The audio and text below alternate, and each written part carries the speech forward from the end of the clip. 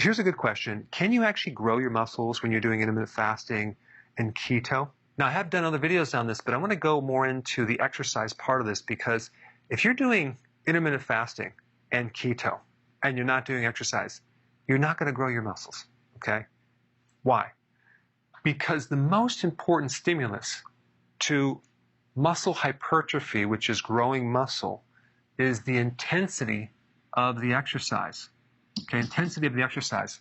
Now, before I get into the exercise part, I want to talk about the foundation that surrounds this, because when you do intermittent fasting consistently and you're actually adapted to ketosis, you will have higher levels of human growth hormone.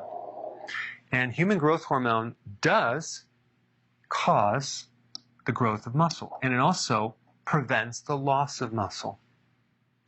Now, on the opposite spectrum, if you're eating frequently through the day and you have insulin resistance and you have blood sugar issues, or you're pre-diabetic or diabetic, you're going to have less amino acids going into that muscle.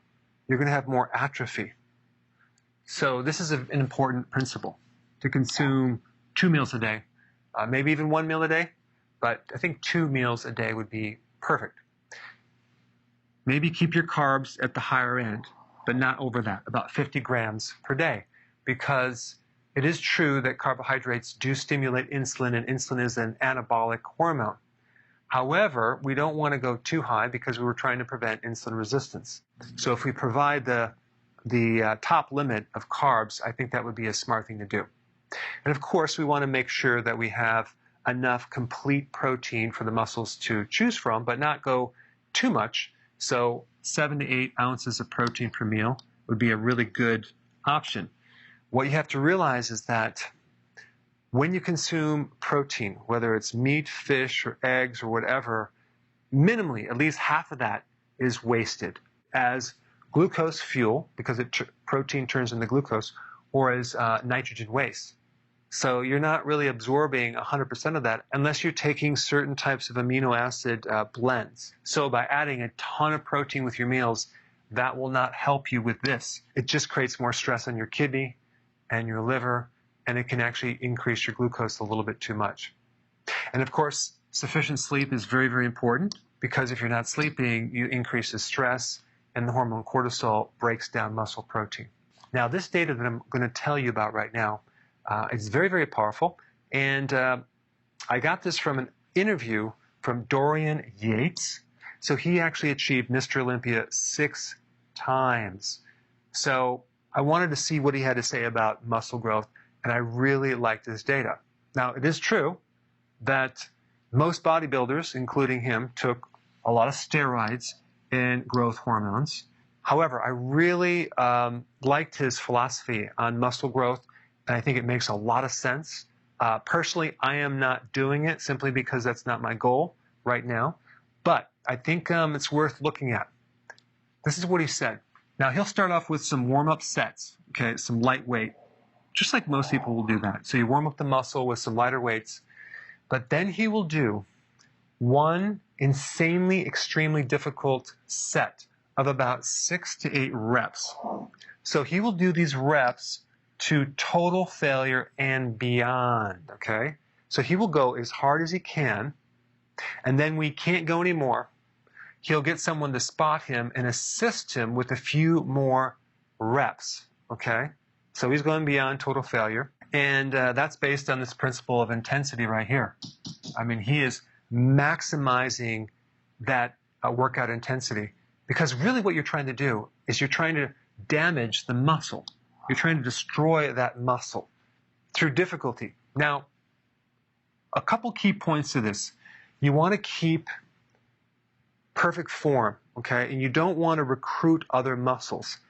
And you don't want to create momentum as you're working out. You're trying to isolate one muscle at a time to maximum failure and beyond. But there's something else that he said that is really, really cool. When you work a muscle, you're going to, let's say you're doing bench press, you're going to contract the pec, okay, so you're coming out like this, and then you're going to come back, right? So you have concentric movement, which is contraction. Then you have eccentric movement, which is lengthening. So if I'm coming down on a bench press, my pecs are lengthening. And the eccentric part, which is the negative part, is actually stronger than the concentric part, but it's often neglected.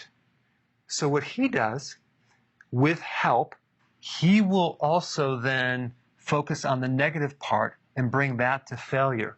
So if you were to have someone spot you on a bench press and you just did 8 reps to total failure, you would have them assist you on the concentric part, okay, help you lift it all the way up, and then you would just bring it down slowly, okay, and you would keep doing that until you can't do it anymore, to failure.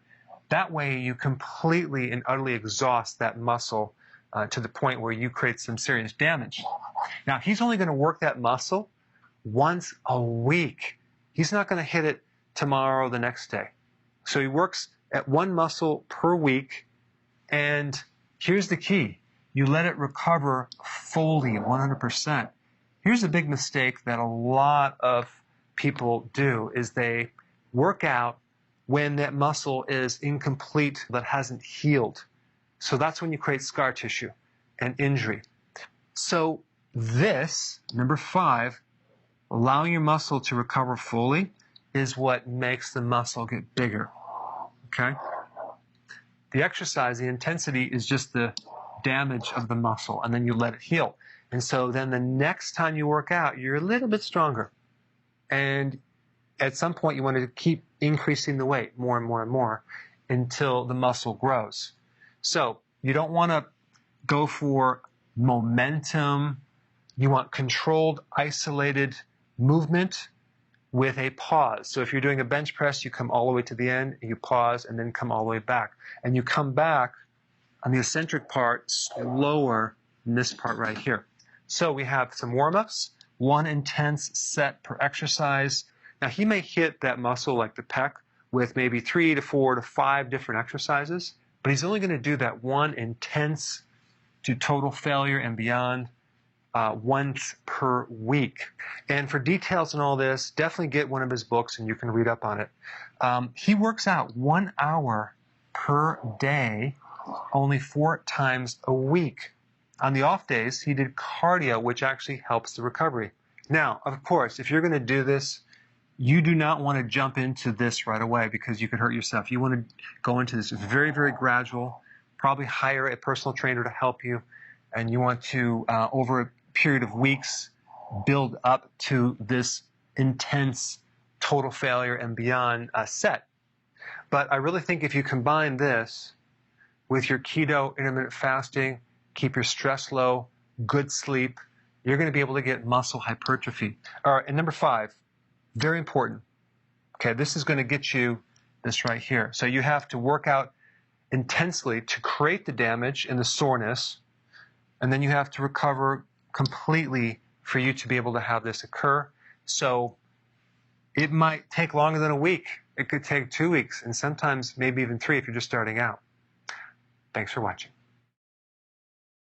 Before you go, if you have a question about a product, or you're new to keto and you want to know how to begin keto, or you're on keto and you need a debug because it's not going as smooth, I have a keto consultant standing by to help you. This is just for the people in the US. Hopefully in the future we'll be able to answer everyone's call. But I put the number down below so you can call and get some help.